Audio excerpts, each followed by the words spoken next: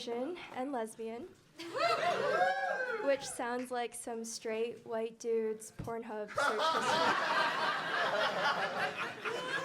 There's a lot of pros of being a lesbian, though, one of which is no matter how hot, rich, or ethnically ambiguous I get, I will never be sexually attracted to Pete Davidson. So that's a pro. When I first started doing stand-up, somebody told me that I didn't seem like someone who would be funny. Yeah, and I was like, thank you, Mom. She's actually here tonight. I don't get to say that.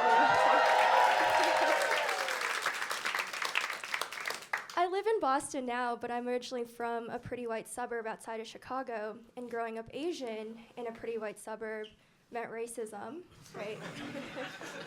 In elementary school, the other kids called me Math Machine. Yeah, that's a true story.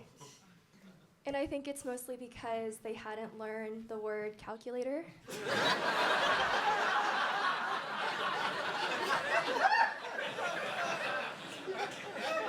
That's not their fault.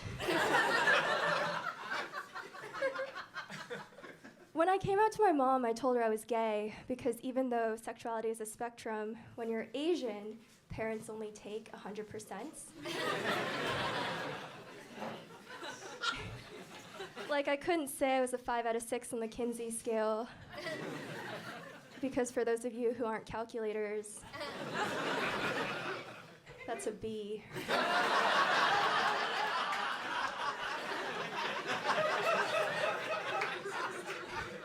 Unacceptable.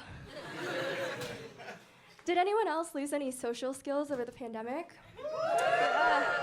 The first time I went to pick up food in 2021, the hostess held her arm out to me like this. And it turns out she was actually trying to show me where the door was. But in a moment of blind panic, I went in for the hug.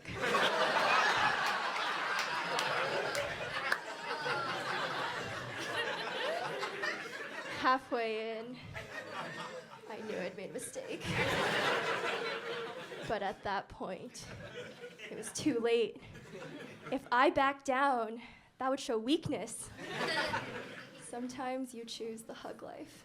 Sometimes the hug life chooses. So I thought I'd share with you guys a story from my childhood. In elementary school, we had a unit on World War II that was specifically focused on the Holocaust. And so we read Anne Frank's diary, we watched Boy in the Striped Pajamas, and we watched documentaries about survivors. My senior year of college, we were invited back to my elementary school to open time capsules we had made in 5th grade.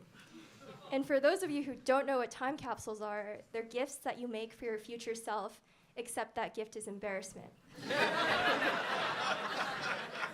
And so I opened up my time capsule, and in it had a questionnaire with the question, who do you want to be when you grow up? And I had written, and this is a true story, a Holocaust survivor.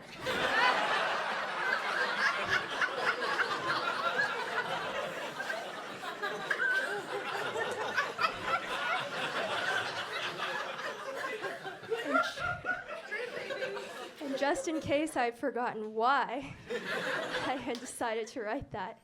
Next to it, I had written, parentheses, they are so cool.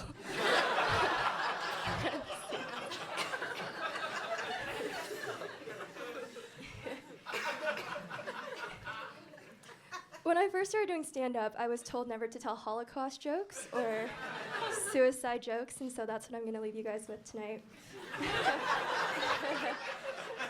When I was 19 years old, my best friend committed suicide. That's a true story. It was very sad. But it was also weird because at his funeral, his parents wanted us to tell funny stories about his life. So it was kind of like the saddest open mic of all time.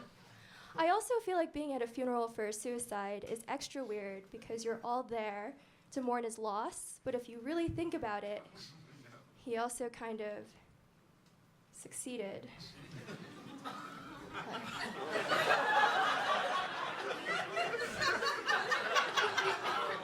Yeah, that joke did not land too well at the funeral either, so thank you guys so much.